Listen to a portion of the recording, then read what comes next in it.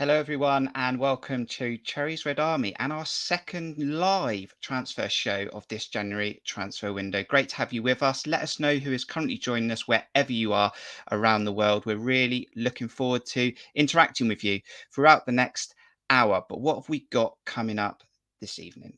So we are going to reflect on those done deals that have happened since that first transfer window live show and those transfer rumours that have been going around since. We'll revisit the squad.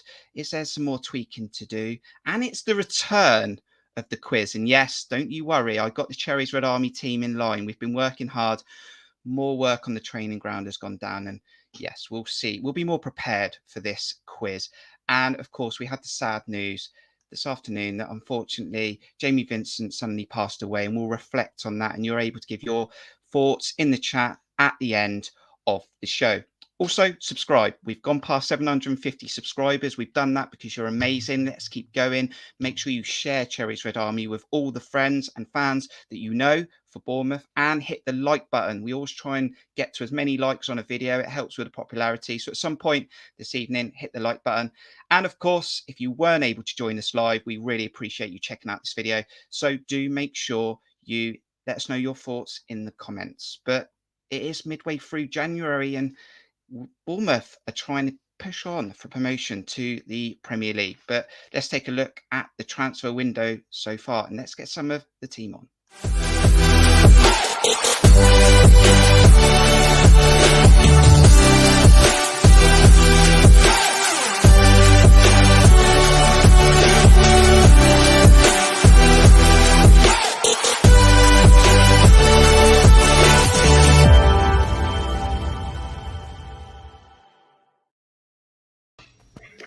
I'm reporting live at 8:03, coming straight at you. Aaron, have you recovered from Saturday? How you doing?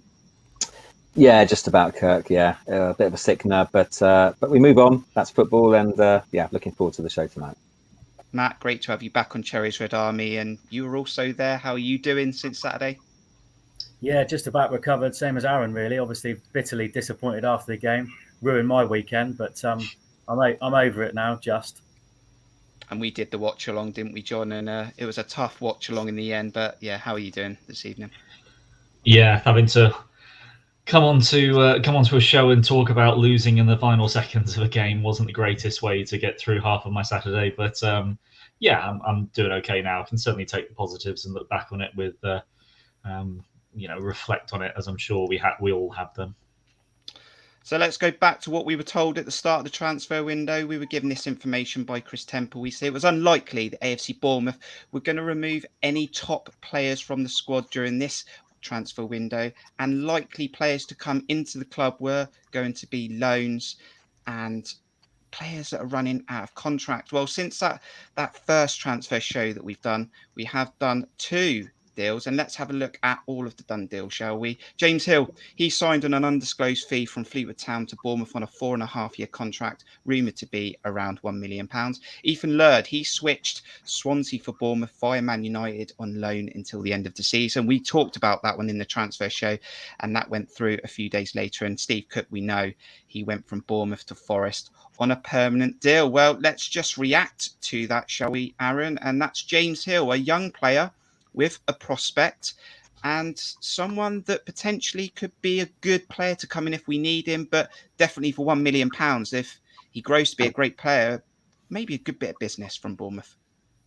Yeah, I mean, he's definitely one for the future, but at the same time, he's extremely highly rated. From all accounts, we've fought off quite a few other clubs, some in the Premier League potentially as well. He's got athleticism. He's got a very long throw actually, which we could use in our armory as well. Yeah, I mean, look, we used to talk about players for £1 million, and they'd be our record signing. It's crazy to think we'll just bring someone in like that. But yeah, I was surprised he was actually on the bench on Saturday. But if he's up to speed and ready, then you start pushing for a place. Why not? Do you know what? I look at this signing, Matt, and I think that if we go up, he could potentially grow as a player in the Premier League with the likes of Lloyd Kelly round him. But I also think we have to be realistic and say if we don't go up, we know potentially this squad is going to change. And that's the type of player that if we're going to look into a new era of Bournemouth in a third year in the Championship, he could be just the player we need to regroup. Perfect for me, Kirk. Absolutely perfect. Ticks a lot of the boxes in terms of the future direction of the club. I think it's twofold, really. I think he's a player with massive potential that could hopefully make the step up to the Premier League. So one for the future.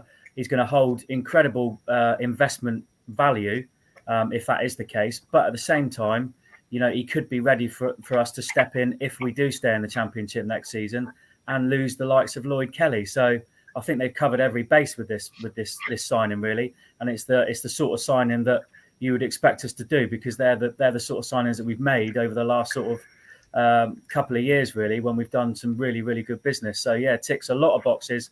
Really impressive. Obviously, I've not seen him play, but anybody that's come through the rank, he's so highly thought of, isn't he? Playing in League One. So yeah, really great signing. It looks. Now, let's come to you, John. And that second signing did go through. Ethan Laird, you spoke about him in that first transfer show. You told us everything about the player from podcasts that you had heard and some of the games, maybe from Swansea. Swansea fans weren't happy. We've got a video on our channel from a Swansea fan who wasn't happy to see him leave. But a good signing and a deal that Bournemouth got done. And he does give us a lot of impetus going forward down that right-hand side alongside Jack Stacey and Adam Smith in the team. Yeah, and it's from the sounds of things. I think we mentioned it on the show. Obviously, if we do well and go up, then there's obviously a look, there's a prospect of possibly bringing him on loan for a second time once we've gone up, as well as to sort of further his progression, as well as obviously still a young player, still progressing in the game, going from a team in Swansea who play quite a unique style to not even the Championship, quite a unique style really to the Football League, and sort of how much emphasis they put on possession and the 3-5, the 3-4-3, 3-5-2 that they play. And obviously he goes from a right wing back position where there's maybe not quite the same amount of defensive responsibility on him into what we'd imagine will be going into a right back slot, which obviously comes with a bit more responsibility defensively, but also means that you progress differently up the pitch. And as a wing back, you've basically got that lane to yourself with maybe some 1-2 triangular passes with one of the midfielders, whereas in a 4-3-3, particularly our 4-3-3, where the wingers are told to play so wide, he's going to have to combine better with the player further up the pitch. And obviously that will be, in all likelihood, Ryan Christie pretty much all the time. So, until we see him play, we won't really have a clue how he's going to necessarily fit in. But he's still relatively highly rated in Manchester from what we can tell, and he's had a very good start to the season with Swansea. So certainly looking forward to him coming in. But if Jack Stacey keeps getting assists like he did in the last game, maybe the first time we see him is against Boreham Wood. That's the interesting one, Matt, for me as well, is this is not him walking into a Bournemouth team. He was guaranteed a spot at Swansea. I'm sure of that. What's interesting as well, Matt, is you can see his stats on the screen. He's had 20 games. He's been at the club now 10 days. Wasn't ready to play against Luton. Why? Baffles me, to be honest, because when we did our preview, I had him nailed on to start, because I thought Jack Stacey needs bringing out the team maybe for a little bit. He's been up and down, and he's had a couple of shockers, hasn't he, Stacey, in recent weeks? And I thought he was ready made. I thought the game was tailor made for Ethan Laird on Saturday, to be honest. Albeit Jack Stacey proved us wrong in as much as he had a good game. He's one of our better performers, I think, overall on Saturday. Did himself no harm. But yeah, not sure what the issue was there. I think Scott Parker, did he say he needs more time on the grass on the training field? Maybe that's not a fitness thing. I think it's probably to integrate him into our philosophy, into our style of play. And I think just throwing him in, he might not have had a great understanding of that at such an early stage. That's what I'm thinking that Parker meant by that. But John's right. I think Jack Stacey didn't do himself any harm, so it might be Boreham Wood that we first see him.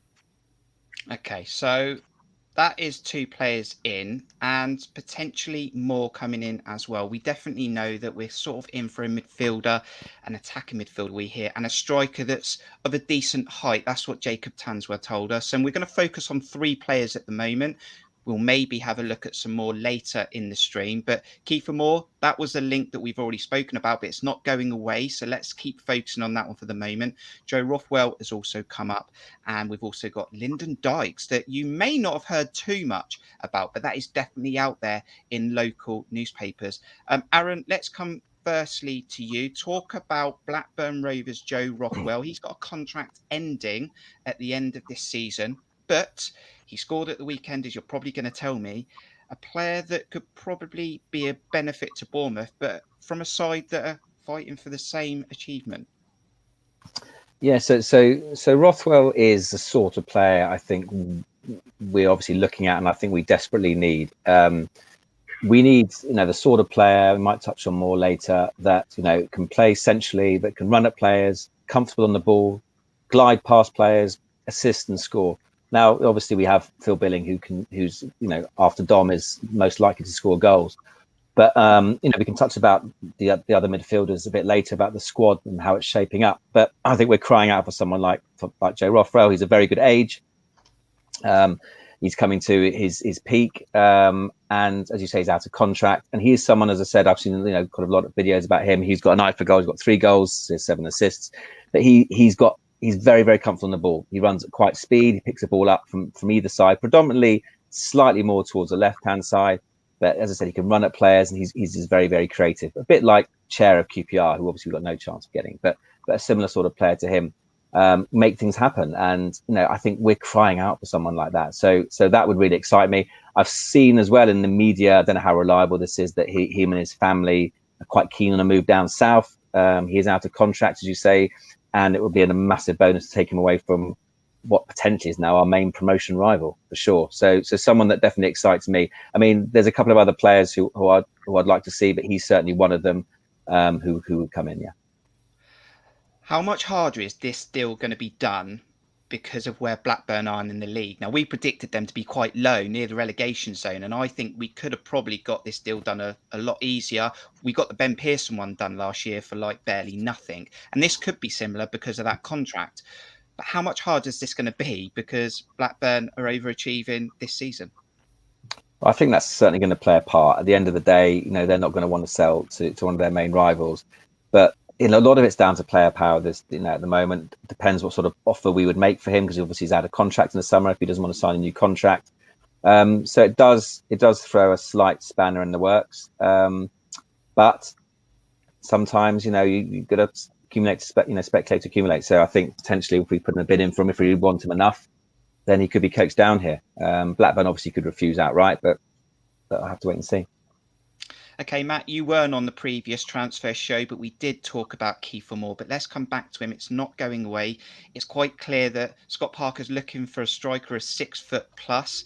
He has got championship quality. That shows in his stats. And how are you feeling about the Kiefer Moore deal? Although it looks like it's going to cost us a bit of money to get this one over the line. I feel quite strongly about this one, Kirk. I think I've aired some views on it already to you lads. It's not for me, I must be honest, and that might sound like a controversial view, but if we're talking about spending, and I know it's not going to be 10 million, which is the transfer fee that was quoted, that would be ridiculous because we haven't got 10 million to spend at the moment. But even at something like, I don't know, 3 or 4 million, you're talking about buying a plan B striker, basically. And you're asking us to change our formation and to change our style of play. Now, I know we did this in the last championship season where we were successful in winning the league. We did it with Kenwyne Jones, but we didn't spend any money on Kenwyne Jones in terms of a transfer fee, and he was only with the club, 3-4 months? So if we're talking about spending 3 or 4 million on a player that's not the future, when we go up to the Premier League, he's pushing 30. I don't see him as being he doesn't suit our style of play. Now we made this mistake with Glenn Murray in the Premier League. I can't see us doing it with Kiefer Moore. I know that he is quite mobile. He's big and strong, and he's a target man. He scores goals. But you're asking us to change our formation, and you're asking us to change our style of play. And I don't agree with it. If we're going to be shelling out, we're talking millions of pounds here. I would be far more excited, like Aaron says, about signing Joe Rothwell or John Swift or Tom Lawrence. Far more excited about that than I would. Obviously, if we sign Kiefer Moore, I'll get behind it. I understand that at times we need a plan B. We need to mix things up. Things aren't working, but you're asking us to rip up our philosophy, our style of play for Kiefer Moore when, if he plays with Dom Solanke in a 2, we've got to go 4-4-2, haven't we? Or we've got to go 3-5-2. And then who do you leave out? I would rather see somebody. We've got Junior Stanislas out. We've got David Brooks out. I'd rather see somebody rivaling Jaden Anthony because he needs some serious competition at the moment. And I'd rather see a number 8. And I would go as far as saying if we don't sign a number 8, i.e. John Swift, Tom Lawrence or Joe Rothwell, it could be the difference. It will be the difference, I think, between us going up or not. So for me, Kiefer Moore is a no. Looking at his stats, they're okay. I mean, he did get 20 goals last season. Only 1 assist, I think, or 2 assists. Yeah, 2 assists this season, 5 goals in 22 games. Yeah, not for me. 30 years old nearly. It's not the type of signing that is the future of this football club. If we've got Premier League ambitions, it wouldn't be for me. But he does meet the criteria that's currently being put out there, that he is height, and like John spoke about, we bought a player that's played wing back in a 3 or a 5-3-5-2 from Swansea and Ethan Laird. Does it look like Scott Parker may go for a formation change if he gets Kiefer Moore over the line and wants that deal? I don't think it's a formation change that we need. I really don't. And I don't think Scott Parker would go for it. I think our problem at the moment is midfield. I've heard, lots of people talking about, defensively, do we take Gary Cahill? No, the midfield are not protecting the defence enough. You've got Lewis Kirk, who lets games pass him by, looks lost, completely lost at the moment. We miss Phil Billing massively. You only realise how much you miss Phil Bill when he's not playing, because we don't get anybody close enough to Dominic Solanke. He's so isolated at one end. And at the other end, the defence are cruelly exposed, in centre-back position. So the midfield area is our problem area at the moment, and we are missing a dynamic, creative number 8. Why Ben Pearson didn't? I know we're deviating a little bit, we're digressing a bit. Why Ben Pearson didn't at least come on the pitch on Saturday? That game was absolutely tailor-made for him. Luton were roughing us up. Physically they were out battling us, out muscling us. Ben Pearson was tailor-made. You could have pushed Lerma a bit further forward. It would have allowed us to have started to dominate proceedings a little bit. Midfield is where our problem lies, not up top, and possibly a Jaden Anthony replacement or somebody to at least challenge him on that side. I'd like to see Jamal Lowe come in a little bit more central, and perhaps he could be the answer if Dom. The only worry is if Dom Solanke picks up an injury. That's what we're all holding our breath for, aren't we? But yeah, they would be my priorities. My priority would not be Kiefer Moore. I reckon you're going to get a challenge later on after the quiz from someone who's one of our contenders who I think really wants Kiefer Moore. So let's hold that back just for a bit. John, from one striker to another, you saw this one. This was in the local paper. I definitely saw it as well. And that's another striker from another team who are fighting for promotion. And that's Lyndon Dykes, Scottish international, and he's got goals in him as well. And would this one be more suited to be a backup for Dom or play alongside Dom in some way? Well, first, Matt's definitely recovered from Luton after that run now, without a doubt. So the thing is about having a backup striker, having another striker is, firstly and foremost, we only have one striker at the moment. As much as you can talk about Jamal Lowe playing up front, he's not a striker. He's never really been a striker. He's played in a front 2 before for Swansea, but he's always been a left winger. We've suddenly started putting him as a right winger a bit. We don't have a second striker at the moment, really. So that would be the first thing. But the second thing is, and I totally agree with Matt, is that they're not going to play all that much. Kiefer Moore's the starting striker for Cardiff. Lyndon Dykes has played 19 games this morning, or that started or featured in 19 games this season. He's used to starting every week. And unless Parker does go through that formation change, which I do think is a legitimate possibility of him changing to a 3-5-2 if we get a second striker to play in that position with the likes of Zamora, who can very much function as a left wing back, and Laird on the right hand side, or Stacey. You need someone that will work well with Solanke, and I think that is something that we've actually kind of missed in when you look at games that we've really not performed well in. Look at Preston, you look at Blackburn, you look at Luton. Solanke was marked out of the game and not really allowed to really influence it in the way that we normally do, he normally does, and how strong he is on the ball and how much influence he has over our build-up play. By having another striker up there that can battle the centre-backs and allow Solanke to find more space, it just changes up the way that we play, because we know as fans, this team hasn't performed for 90 minutes in a single game this season, apart from maybe Swansea. And perhaps that's part of our predictability, because we are playing the same way every single time. We're trying to play out from the back the same way every single time. As much as you can put the ball upfield, Solanke's the only one that's got any chance of winning the ball, and more often than not, the midfielders aren't there to support him with the knockdown. So by bringing a player in like Lyndon Dykes, who's a very combative, very strong attacker, who, like Kiefer Moore, plays in his national squad, does quite well. I think he's got 6 goals in 20 appearances, which isn't too bad a rate. As one of the lone strikers for Scotland, he provides something different, but he's not terrible on the ball. He plays for a really good QPR side. Kiefer Moore, I think, is maybe pigeonholed a little bit too much as a big target man. Lyndon Dykes has got more to his game than just being the big guy up front. But it's how Parker sees things, how Parker wants to play, and Kiefer Moore. His runs out in 2023, I think, his contract. Lyndon Dykes runs out in 2024. He's got still quite a bit left on his deal. So this would actually cost quite a bit, I think, to get him out of that, out of his contract. So it'll come down to money in the end. I think we're more likely to get Lyndon Dykes than we are Kiefer Moore. How old is Dykes? Do you know? 26. So he's a much better age as well. Yeah. Okay.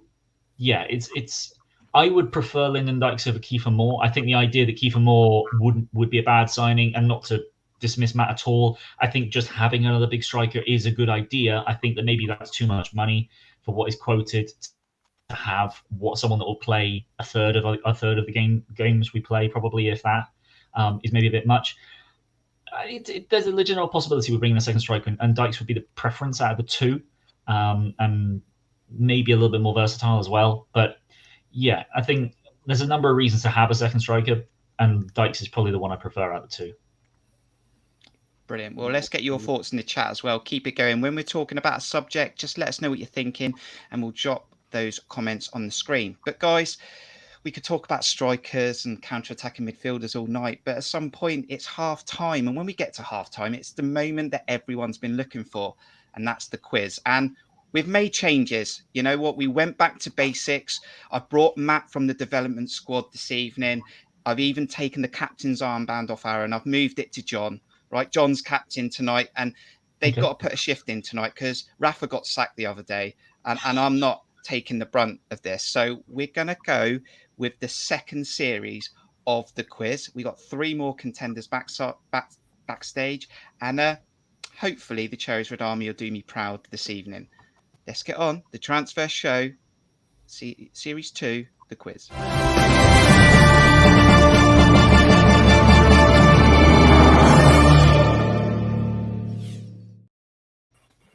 And let's do some moving around here as we get him in position. I'm going to put John in the middle as captain, and let's go round the contenders. And it's Simon K from the Talking Cherries to the left there. How you doing, Simon? You're a contender this evening on the quiz. How you doing? I'm all right. That build-up's made me incredibly nervous, by the way. I'm more nervous about this than like the 90th minute in a football match that you shouldn't really lose. I'm going to go over to the right as well, and it's John Amos. Thanks for coming on the latest quiz. How are you doing? Yeah, I'm very well. Thank you, Kirk. Thanks for having me on. Looking forward to this. And just like a 10:55 p.m. call to a club on transfer deadline day, he's dug me out, actually. I needed someone to replace someone who dropped out, and Mark's taken that call at late notice. And he's come back on for a second time, and he was captain before, and I'll leave him as captain. And have you brought the trophy with you? I've left it in the cabinet, Kirk, just there, just get a little bit of a polish now and then.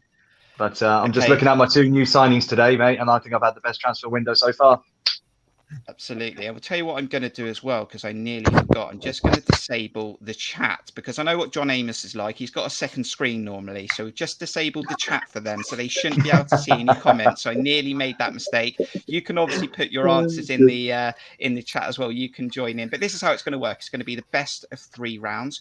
Each round, you'll each have an opportunity to give a correct answer. If we draw after each person goes round, we'll go to a deciding question to take the round for your team. As simple as that. Happy with that?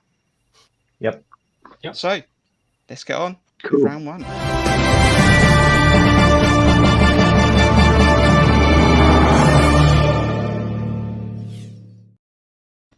And I'm going to come to you, the contenders. Mark, the captain, keep you where you are. And you've got 3 choices. So you've got Dom Solanke, Artur Boruc, or Mark Pugh.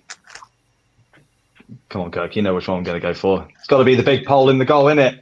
Get in, Boruc. Artur Boruc. Absolutely, I should have mate. just picked it up. Okay. Yeah. So the keep it question union, is, Artur Boruc signed for Bournemouth, initially on loan, got us to the Premier League, and then signed for us permanently. Artur Boruc kept 9 clean sheets in the 2016-17 season. But can you find the 6 clubs that he kept clean sheets against in the Premier League? And I'm going to come to John to the right, first of all, for the contenders. One of the 6 clubs he kept clean sheets against in the 2016-17 season. Oh, crikey. And if you Really don't know, confident, Ben. just have a guess of a Premier League team. I know. I'll probably get a team that wasn't in the Premier League. Presumably 16-17, that was our good season when we came 9th, wasn't it? Yeah. I think, yeah. So we did quite well, didn't we? The Wiltshire season. Who did we keep clean sheet against? Let's go for. Was that when Sunderland were bad? No, that was the first season. Oh, Gonna have to crikey. pressure. Gonna have to pressure. Let's go for Norwich. I remember bad 0-0 with Norwich we had. I can't remember if that was that year or not. Fortunately, that's incorrect. So no point at this stage for the contenders. Up to you, Matt, to take the first point for the Cherries Red Army. Can you give me one of those Premier League teams? I'm going to go with Newcastle United. That is also incorrect. As we go back to the contenders, Mark, can you get the first point on the board? This is excellent stuff, guys.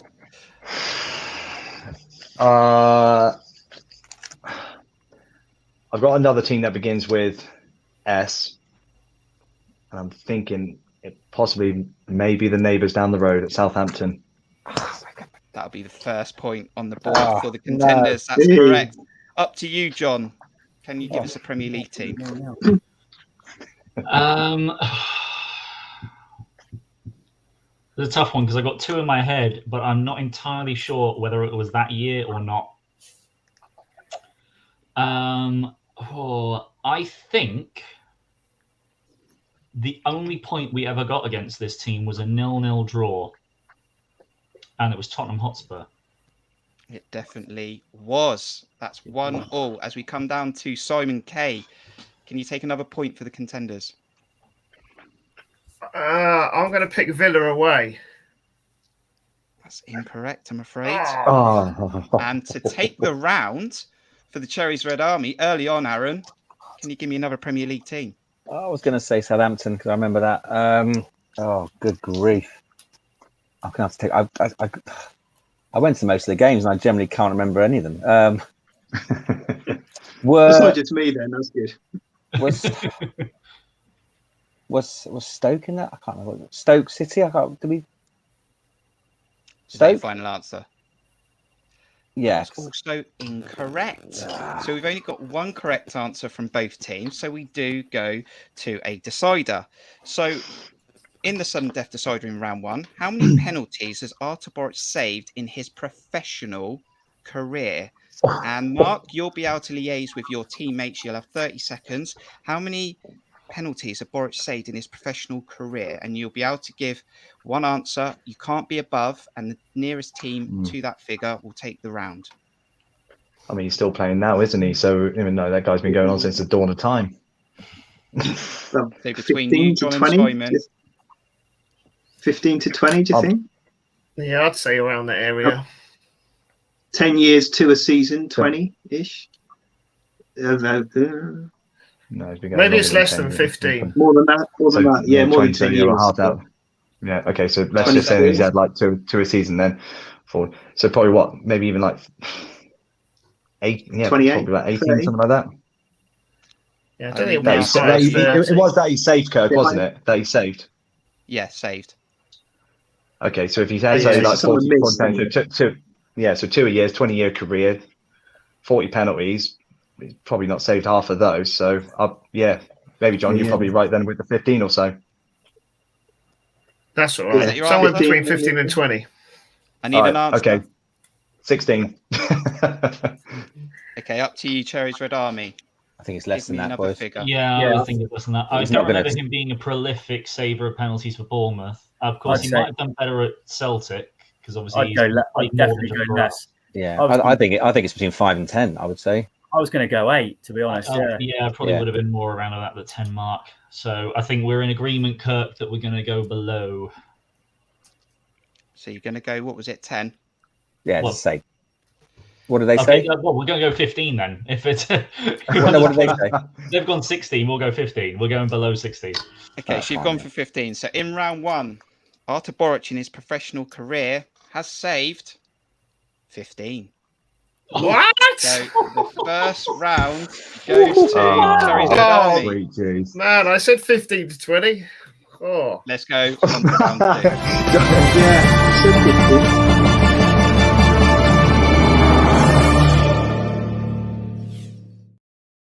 Cherries Red Army are 1-0 up. This is promising. This is good. I might be in job for Who- another. who- I who might were have a the job for 16 another week. Who were the 6 clean sheets against, by the way? Did you say? Oh, just to Oh, can I say confirm what that. Oh, I- yeah. the other one I had in my name was Everton.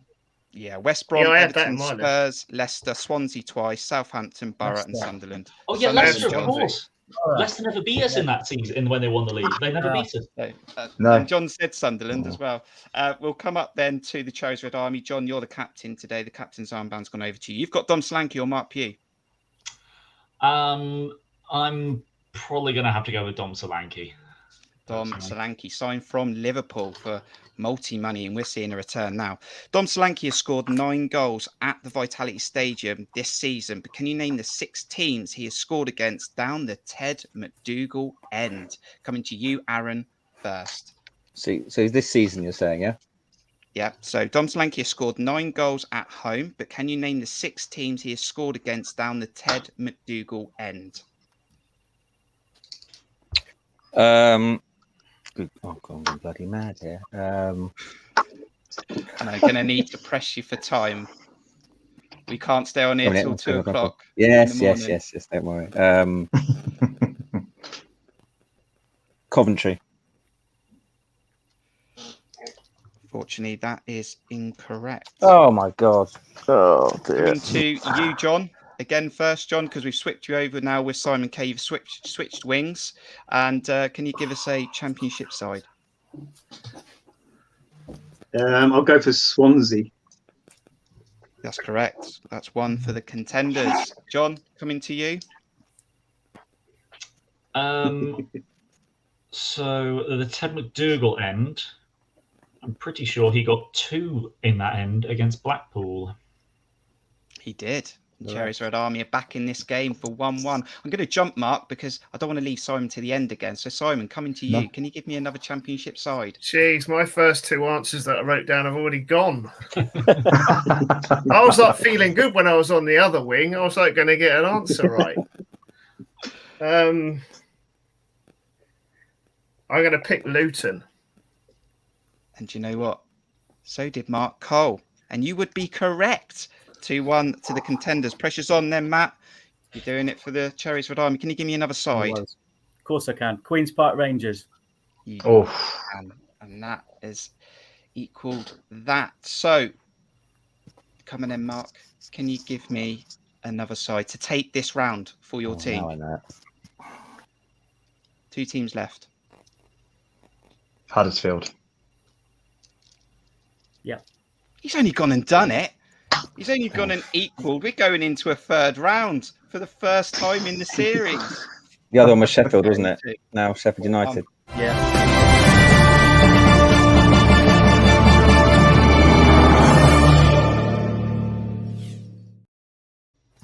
We're going into a third round and we're coming back to the contenders, and it's Mark Pugh who's going to take it this time round. And I might be grabbing my coat on the way out of the office. And Mark Pugh signed for 9 professional clubs, including Bournemouth, for a great fee. We've got to remember that. Where he played over 250 games for Bournemouth. Can you find the 6 other clubs he played for? Coming to you, Simon, first. Hereford. He did play for Hereford. Matt Davis, can you equal this round with another side that Mark Hughes played for? Queen's Park Rangers. Oh, 1-1. Mark Davis, coming to you as well. That's close names, isn't it? I reckon a few people are going to hate me for this now. It was Shrewsbury, wasn't it? It was 2-1. Yes. John, can you equal this round? God. Another Mark Hughes team he's played for. Aaron's panicking, by the way. Who have we had so far? We had repeat we've had. Hereford, Shrewsbury, and QPR. Oh, good grief. Oh dear. So I have oh god, it's because if this is I've no idea what he did pre-Hereford. If he did anything at all. Gonna have to push you. I'm just going to have to go with. I'm going to have to guess because I honestly don't know. Portsmouth. That's incorrect. Yeah. So, coming down, John, to take the round and win for the contenders again. Can you give me another Mark Hughes side that he's played for? I've got a couple in my head. Are we counting loan clubs? Yeah. Yep. Yeah. Yes, he played because we loaned him to Hull City, I think. Yeah. Oh, good. Someone's nodding. I'll go with. I was going to say Hull City or Burnley, but I'll go with Hull City. I think he was there on loan. And do you know what? Mark Singleton also went for Hull City. And they've done it, haven't they? They've done it again. That's it. They've won. They've got it correct. The contenders. Outstanding. That's it. Well done, Matt. Transfers. Shocking. and now my video's not even working either.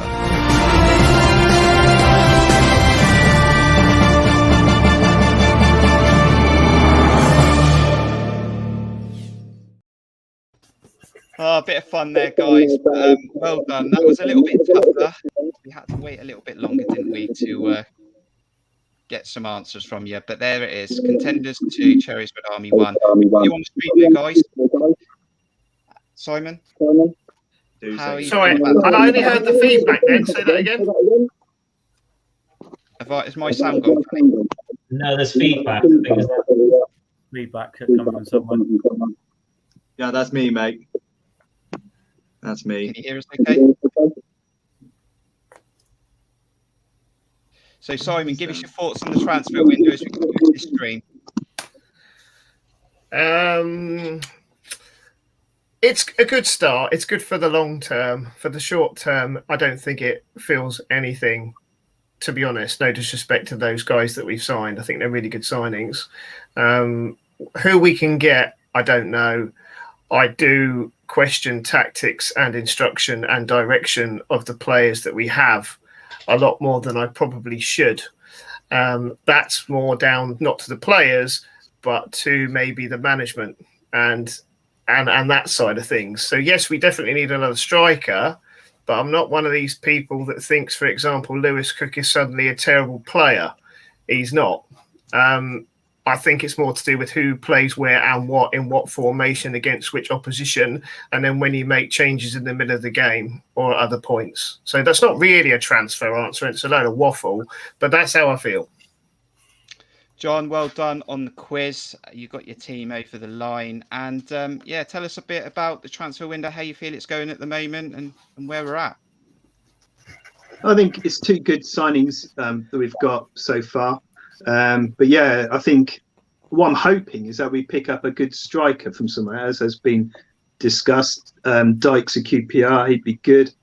Here's a name for you that I've been looking at some stats. I thought I'd try and identify a potential good striker. Bearing in mind we got Callum Wilson from the lower divisions, and he'd been banging them in for Coventry in League One. The Loch Ness Drogba, I don't know if people are familiar with him, the Sunderland striker, Ross Stewart, who's top of the League One goal scoring, 6'1", nearly 6'2". He's about 24 years old. He's bringing him in for Sunderland. And anyone up north obviously would want to come and play down south, given the chance. So I think Ross Stewart, there we go, he'd be a good signing for us, certainly on paper anyway. But hoping maybe we get an attacking midfielder. The Blackburn lad would be great just because he'd weaken Blackburn as well. But hoping we spend a few million and get someone good in. So fingers crossed. We've got, a couple of weeks or less than that now. So hopefully, there we go. The Loch Ness Drogba. We did all right with Christie, our last Scottish signing. So why not get another Scottish guy in? I love the name. It's like Max Power. It's a brilliant name to have, isn't it, in your team? Mark, you've done it again. You've taken another team to the trophy. You keep the trophy. Don't worry about bringing it back. And how do you feel the transfer window's going since we last spoke to you? I'm very much just... I'm not going to get too involved with it because football can be quite stressful at most times, and particularly at the moment as well, with Blackburn slowly creeping up behind us and Fulham just seem to be scoring for fun at the moment. So I think it's very much a bit like we were at the beginning of the season as well. I think the board can really surprise us with what they're doing, but just keeping their cards close to the chest at the moment. I think some of the players that have been sounded out are of some real good quality. Matt's made some really good points about Kiefer Moore, and probably nearly changed my mind. But I think he's very much somebody that I would like to see, come into the squad for the right price, of course. He's just somebody I feel that can just be a bit more bullish than Dom, really, and really just give us that extra, that different dynamic. And again, I know Matt was talking about, trying to, not change, the dynamics of the squad that we have at the moment. But I really feel that that there's a lot of teams that can quickly suss us out at the moment if we're just going to play the same football. So Kiefer Moore, from what I've seen of him, can be a real nuisance and a real handful, and hopefully just try and free up Dom a bit. As much as his hold-up play is brilliant, we really want to be flicking that ball onto him so he can run on and banging it in the net. I definitely take your point there, Mark. The only thing I would say, and also to John as well, the problem we've got when we're looking at strikers is they're going to play second fiddle to Dom, and they know this. So, and the thing about spending millions, the strikers are obviously always the most expensive players to buy. So if we're spending millions on a striker, we've blown our budget. We're not spending anywhere else. So you can probably forget maybe about Joe Rothwell, John Swift, Tom Lawrence, and we're asking a striker to come to the football club and potentially play second fiddle to Dom Solanke and not get game time. So that's the only issue that we've got, that we somehow got to negotiate and navigate, really, unless we're going to rip up. That's why I think we need to go look at. That's why I think we need to look at League One or maybe even League Two if there's some good young strikers. Certainly, a League Two striker would be cheap, wouldn't they? Algard posted about Reece Healy. Did you see the thing from Algard about Reece Healy from Toulouse? Yeah. Yes, I did. Yeah. You've got to think with Premier League in mind as well. If we're looking at League Two strikers, they've got to be. If we do go up, they've got to be ready to make that step up. Otherwise, we're spending millions or we're spending money, and it's twofold, isn't it? Really, it's such a difficult conundrum. But it doesn't matter who you buy at the end of the day. They could come into the squad with the stats of yes, they can fit into a certain mold, and we've seen it on plenty of occasions. Somebody can come along and not work out. But then again, I guess you weigh up that risk with, well, if he can get us into the Premier League, what's 10 million to 100 million in our bank account every season? So that's what I think. That's the risk. That's the risk you take. Yeah, of course it is. Yeah. Great conversations, and I think we all know that we're likely and hopefully are going to do some business. We're all on the same page in the areas that we need. It's just what players come in. Just to clarify some of the comments in the chat, just to confirm that Mark Pugh played for Burnley. Well, he signed for Burnley, actually. I don't think he played a professional game for them. He signed for them. Kidderminster, Bury, Shrewsbury, Luton, Hereford, Hull City, and QPR. So there it had it. I even wrote Burnley twice on my list. There you go. He signed a professional contract, but never played for them. Mark, as the captain, I didn't give you this opportunity last time. Did you want to say anything to your teammates for getting that result? Lads, cracking signing. Simon, apologies, I should have listened to you for for the Boris and that. That's some great stats. And John, yeah, what a signing! Absolutely brilliant, pal. Well done. And Thanks very Mark keeps his unbeaten record going. Mark, look after yourself. Keep up the good work on the goalkeeper. You Check too. his Instagram out. Some great footage there of him making some camera saves. So check it out. I'm not Cheers, available Mark. for transfer though, lads. I'm happy where I am. All right. So Take care of yourself, Mark. cheers, lads. Thanks for it. Cheers, Kirk. Cheers, Mark. John, thanks for coming on. Really appreciate it. Really enjoyed you enjoying the quiz. And yeah, we'll catch you soon. Cheers. Thanks very much. Cheers, John. Simon, keep up the great work as always on the Talking Cherries. You're a winner on this quiz, and thanks for joining us. We're all winners. It's always a joy. And next time when I see you on the golf course, Kirk, I will be a winner. Just getting that in now. Yeah, definitely. We'll catch you soon. Always Take care, everyone. Cheers, Simon. I don't know what to do with you lot anymore. Even making you do extra laps hasn't changed anything, has it? I'm so annoyed about Hull. I'm seriously going to have to look at bringing new players in. I mean, you could have told us you were going back 5 seasons or something, It wasn't quite Hensman. It wasn't quite Hensman, Kirk, was it? No, it wasn't Hensman proportions. Not this time. Let's tell you what, though. Let's get on with the rest of the show, shall we? Still lots more to come.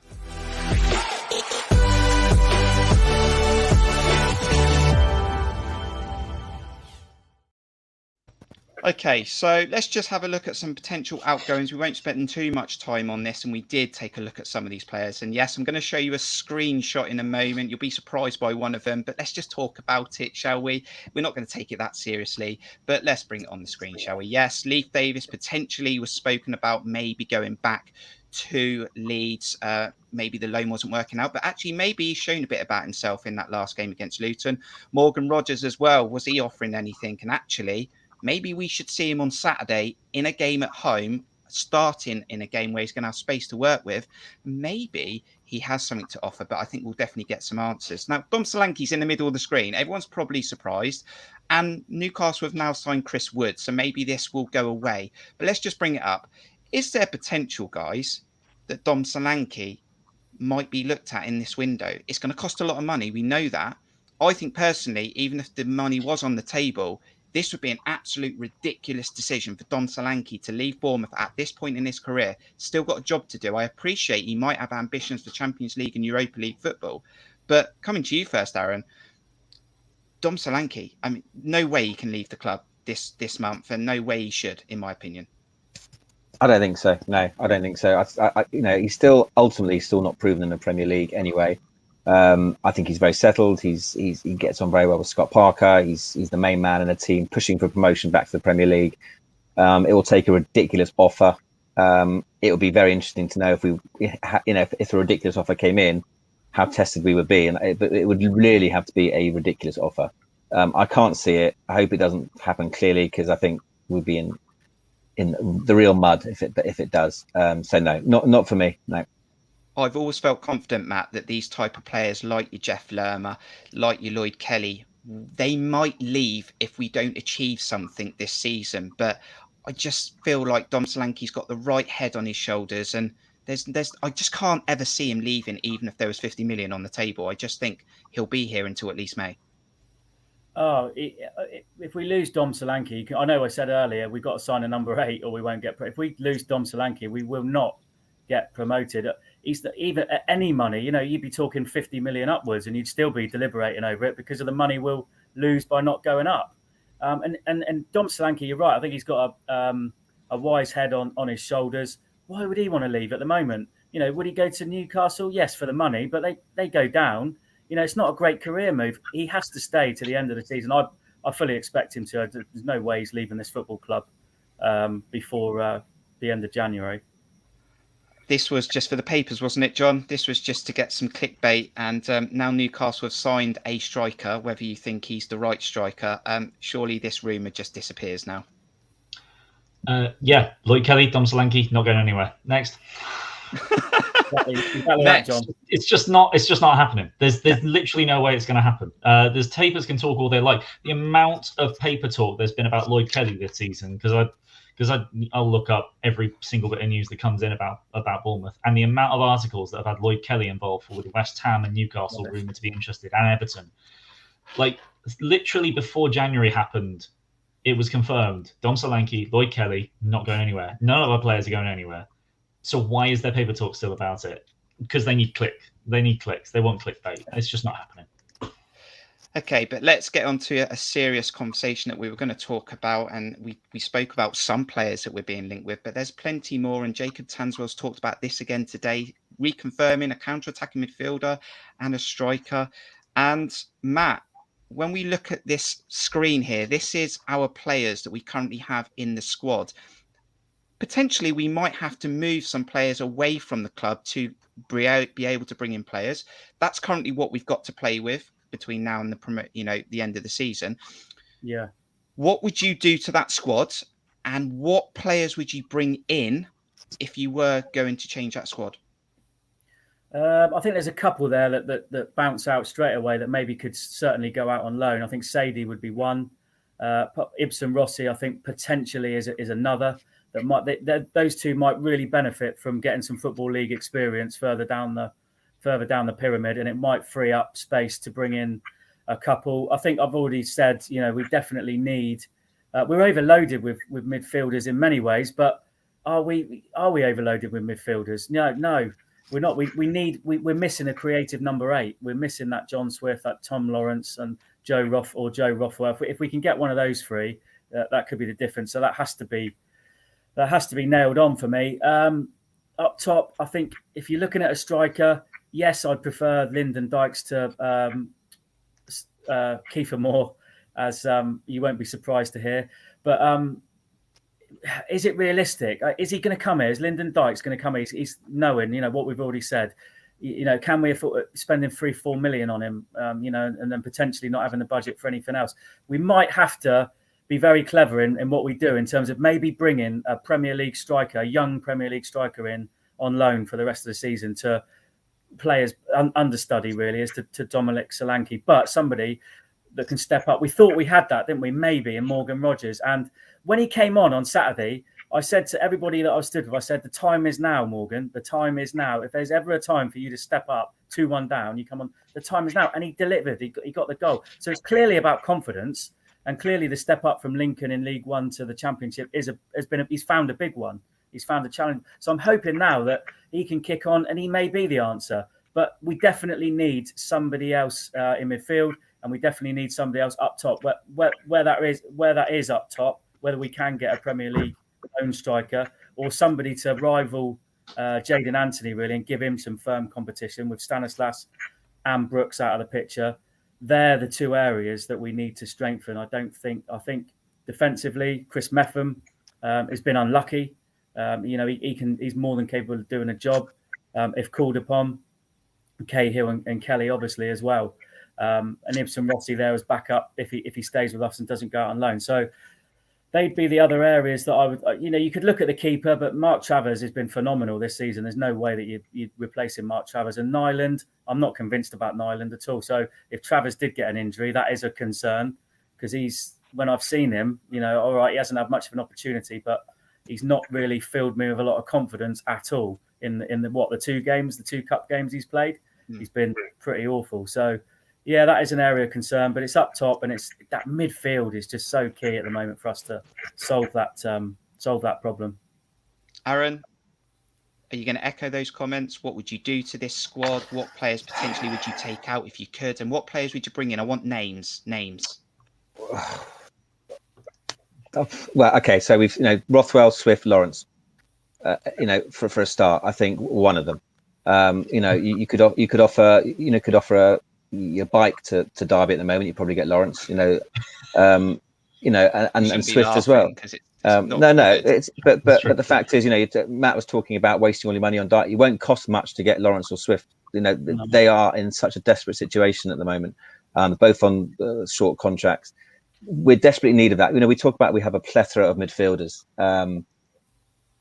but they're not. It's not right. There's something not right. And I had full faith in the way we were playing earlier in the season, but we're too predictable now. We're far too predictable. I know it's a bit unfair. I've gone on Twitter and ranted about Lewis Cook recently. I'm a massive admirer of Lewis Cook. I think he's such a great player, but I just do not know what he's what he's giving to this team at the moment. I just don't get it. He came back from an injury when we were 9 points clear after 15 games. He comes back in the team and is shoehorned into the team, and look where we are now. If you want grit, you want steel, you want defensive mindedness, you play Ben Pearson, one of the best players in the squad for me. I just don't get it. If you want a bit more creativity, you play Kilkenny, who can ping a ball, can see a pass, or you want to play two with Marcondes and Billing potentially. But we really are missing something, and we've lost our grit, we've lost our nasty streak. I think Ben Pearson epitomises that, and I'll play him with Lerma if you want to play Lerma further forward. John actually mentioned something earlier which I was going to bring to the table, and it could be controversial, but look on who we've signed, and I've really always been against the back three. I'm not advocating we're going to go to it now, but from my perspective, we brought in an Ethan Laird, who from everyone I've heard, and from the Swansea person you had on, and from two other mates who support Swansea, they keep saying to me he will not be a decent right back. He's not a right back. If anything, he's going to be more a right winger than a right back. So wing back is his preferred position. Zamora, I think we all know, will be an unbelievably good left wing back because he's so good going forward. You look at those names on the left there. Stanislas is out for the next 3 months, so forget him. Anthony is woefully short of form, and he really does concern me at the moment. The last few games, he's been really out of form, and Rodgers just hasn't delivered. Obviously, he scored the goal, but if it gives him a confidence boost and he becomes a world beater, brilliant. But I'm not convinced. Maybe that's the way to go, because we still keep our three in midfield. We have three centre backs. We can play actually one holder and two more attacking players, whether it be Billing and Rothwell, for example. And then you do go two up top, because I understand what Matt's saying about we don't want to potentially change the way we play. But the last 7 or 8 games, Dom has been so isolated. It's been painful, and it's not working. He's a lone figure up there. He needs help, whether you push low more centrally or whether whoever we buy in. So I'm a massive believer in a back four. So it's very difficult for me to say this, but I'm wondering with the Laird signing and with Zamora, tailor-made for those wing back positions, unbelievable wing backs. And we've got Mepham and Cahill and Kelly, obviously, and even Hill. Go 3-5-2 potentially, because whatever we've been found out, we're too predictable. It's not quite working. So I do think we need to mix it up. And I think, so to a long way of answering your question, Kirk, we desperately need another number 8 who can actually run with the ball. Lerma does what he does unbelievably well, has to stay in the team. Love Pearson, obviously. Billing, we miss, but we need someone else who can actually pick up the ball and run with it. Not a Marcondes who does a job and can see a pass and get on anything. Literally someone who can actually run with the ball. A Chair, a Swift, a Rothwell, or a Lawrence, as I say. And it's another striker issue, Aaron, isn't it? It's a midfield issue for me. 100% agree. 100% agree with you. This isn't just singling out Lewis Cook, but he just doesn't fit into that team. You're going to play him deep. You play him deep. That's confidence that's with Lewis Cook. I think it's purely confidence. The injuries he's had, he's almost just playing a safe pass, letting games pass him by, just trying to do things safe. Basically, it's confidence, isn't it? I think with Lewis Cook. Yeah, we need to take. Look at Fulham has scored another 4 before half time tonight. Yeah. It's probably 6 or 7 by now. I've got no idea, but they've already scored 4. We need to take the game to players, to teams. We can't be passive. We just need to go it. Look what Luton did to us. Adebayo and Jerome up front. 2 up front. They bullied the hell out of us. Defensively, no. If they can handle Dom Solanke, they don't have to worry about anyone else. But they dominated the midfield, Aaron, as well, didn't they? Without correct. Yeah. Absolutely. We also posted this on our Twitter and got your thoughts in type of players that you would bring in if you could bring in one person, one player. And we had some comments in there from Carl. He was talking about Rothwell, Keane, Lewis Potter. He'll be probably playing for Hull at the weekend. Steve Hensman, John Swift, Kiefer Moore, Cal Naismith, any of them, I think he said. Mark Coles mentioned it on the stream. Tom Lawrence, the Country Mile, Dave. He said Rothwell, Kiefer Moore, Rothwell. I mean, it's similar names, isn't it? We're all coming up with similar names. It's what deals we get over the line. John, maybe you just want to add shortly to what's already been said. There's a likes of Scott Twine that's been said by Paul Horry from League One, MK Dons. Yeah, I mean, there's players out there potentially that we could snip up that's going to fill this problem that we need clearly in attacking areas. Yeah, Scott Twine's a name I was looking at last before this season, before MK Dons picked him up, because if you want a goal scorer from midfield, he's your man. If you've seen some of his long-range screamers, it's just ridiculous. I'm actually kind of considering, remembering back to the start of the season, a name that got put around quite a bit that I thought would have been a perfect signing at the time, and I don't know why he didn't leave Man City on loan, is Liam Delap.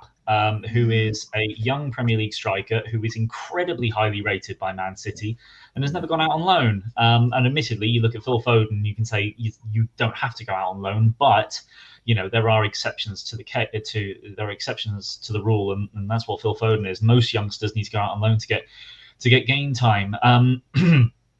I think in midfield, I think if you're going to bring in Joe Rothwell, which I think is a really good idea, that is the kind of player that you want, or a Tom Lawrence. Although the thing that worries about me on Tom Lawrence is his wages. He wouldn't be cheap to buy, but he is apparently on quite a chunk of money on Derby, and we don't want that weighing down. Particularly if we weren't to go up, we don't want that weighing down our wage bill. If you're going to bring him in, we're going to be playing a 3-man midfield regardless of whether we play a 3-5-2 or a 4-3-3. So you certainly want one of those, someone that's going to be a little bit more supportive of Dom from the 8 position, on that right side of the 8 position. And if Parker continues to play Lerma as the 6, which I think he does well in, but I think when you consider that Lewis Cook is playing on that 8 on the right and it's just not really his bag, swapping those 2 is just going to instantly make us more effective as far as I'm concerned. But if you were to do that, you'd have Lewis Cook as the creative number 6, Pearson as the destroyer, and Lerma somewhere in between. There's a name that doesn't quite fit there anymore. And I think particularly if we were to bring in another midfielder, someone needs to make way to get game time. And I would like to see Kilkenny getting more game time somewhere, and it isn't necessarily going to be here. Similarly with Ibsen Rossi, but if we were to go to a back 3, he could well get more game time in there, or certainly he'd be needed off the bench. I don't see any much more changes at the back at the moment. And like I said, Liam Delap is a name just thinking of up front. Certainly think another striker, and he'd be a great option. There's not too much other business that needs doing. Like has been mentioned, a striker would be great, and certainly someone from midfield that's going to be able to support better.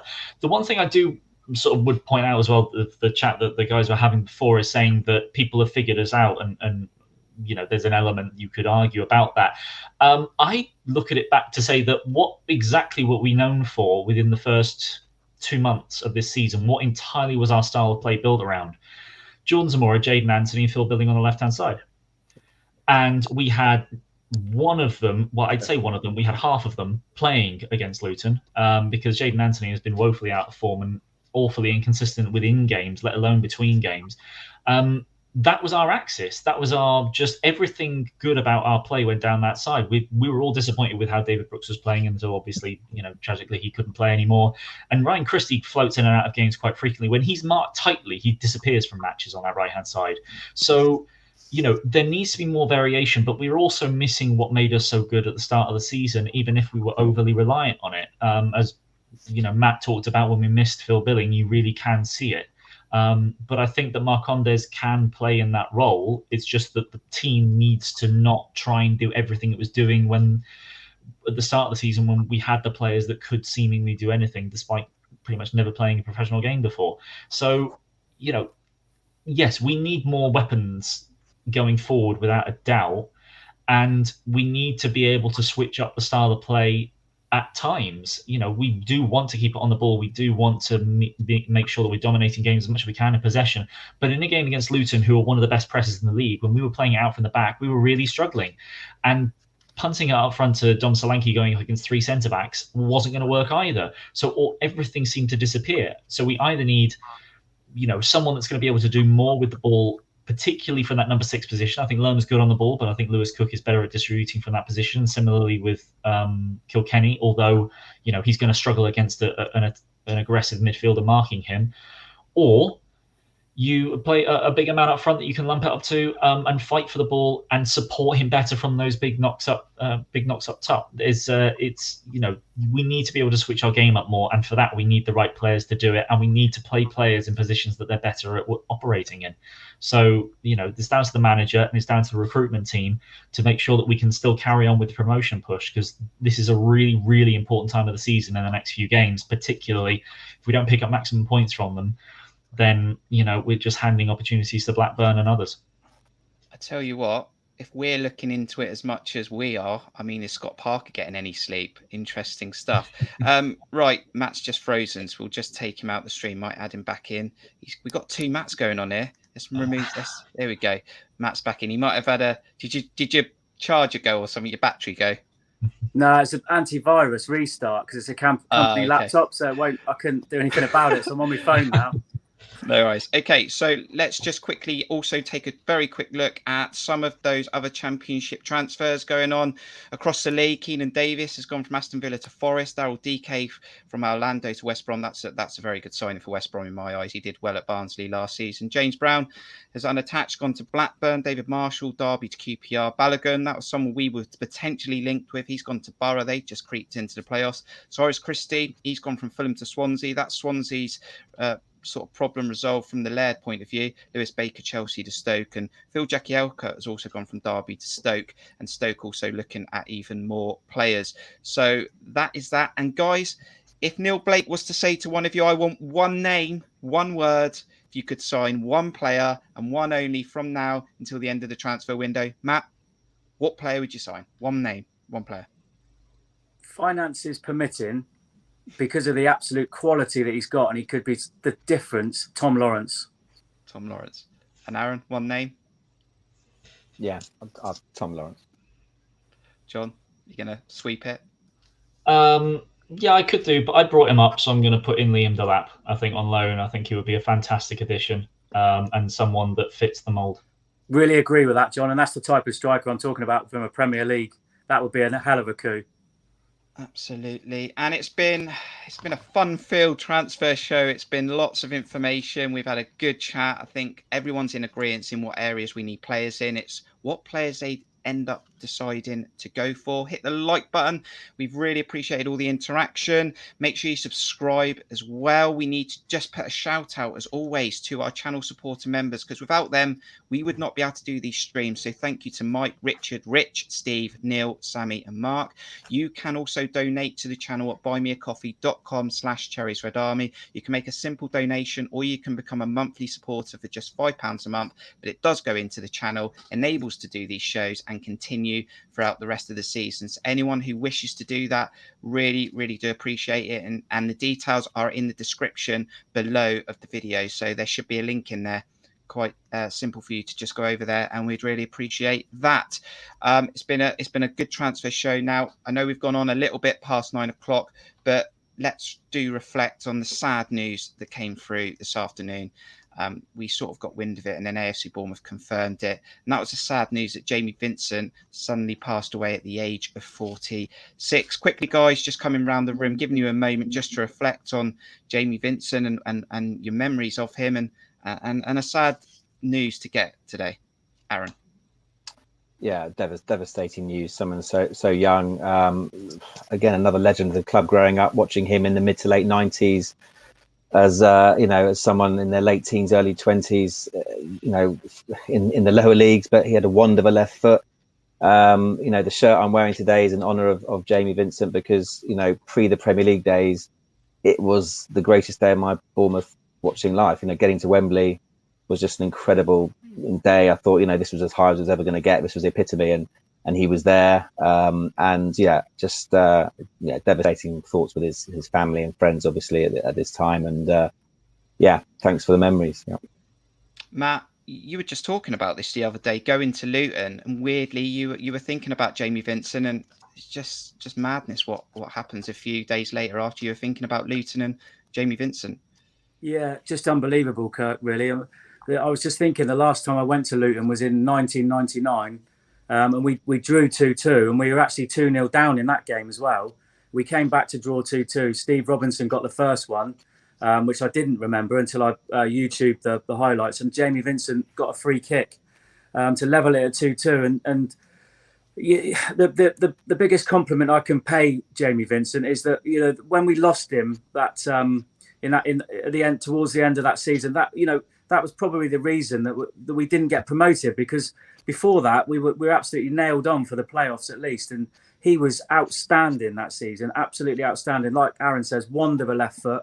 Another memory is I remember a goal at Northampton that he scored. I think it was early 1997. The ball got laid inside to him, and he just smashed it with his left foot, roof of the net at the Sixfields. Remember being behind the goal with about 600 or 700 Bournemouth fans in the old third division days back in the late 90s. Mel Machin as manager. I think we all had our shirts off, and it was just happy days. And echo Aaron's sentiments there. Really, condolences to his family. Somebody so young at 46 to be taken so suddenly like that. It's just so sad and so shocking, really. But as Aaron said, thanks for the memories, because I've got plenty of them from Jamie Vincent, and a fantastic footballer. John, no age to go. Devastating news. Anything you wanted to add? Yeah, well, I mean, Jamie Vincent and him being part of that team, it was a little bit before when I was, really following Bournemouth as strongly as I do now. But he was part of a team that certainly had its successes. And you look at Steve Fletcher putting up his tweet that just not only was he a great player, but just like a lot of footballers around that time, was just a genuine guy, just a lovely guy. And 46 is no age to go these days at all. And what a lot of us probably through different periods of any old day will just have worries about themselves, but they never really transpire to thinking that anything's going to happen at this kind of age. And it's just a shocking, unfortunately. And obviously thoughts of everyone from Cherries Red Army and the Bournemouth family go to his family and friends. Well said, John. And just sort of highlights that we just got to cherish every day as best as we can.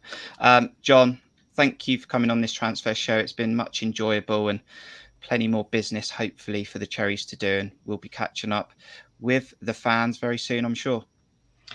Yep, and you're not going to get rid of me anytime soon, because I'll be on the whole preview as well. So hopefully people will see that coming out on Thursday. It will. Thursday. Check that out. Make sure you hit the notification bell. Whole preview is coming. Aaron, thanks for that. Coming on the transfer show, and obviously that message for Jamie Vincent. So thank you very much. Yeah, really enjoyed it. Let's get back to winning ways on Saturday, and hope to see you all soon. Matt, as always, really appreciate you coming on. Hope you've enjoyed yourself. And thanks for coming on this latest show. Yeah, thanks as always, Kirk, for having me. Pleasure to be on. Great to see you guys and to interact and to talk the Cherries. And let's hope we can get back to winning ways on Saturday. Fingers crossed. Brilliant. Mark Davis just put a nice little comment in there as well. And Paul Horry, who's made some comments this evening, and Mark back in there with a great job. And that is the transfer show for this one. Maybe we'll fit another one in before the 31st of January, I think it is. So make sure you subscribe, make sure you hit the like button, as I've said, and also make sure you check out the content for the rest of this week. And Hull City on Saturday will be a match day vlog at the weekend. But thank you for everyone who's got involved. Thank you to the guys, the contenders, Simon, John and Mark as well. And make sure you stay safe, look after yourself. Let's get ready for Hull City. Let's get back to winning ways. But from me, John, Matt and Aaron, that's this video. We send our condolences to Jamie Vincent and his family, and we'll see you soon on the next video. Up the Cherries.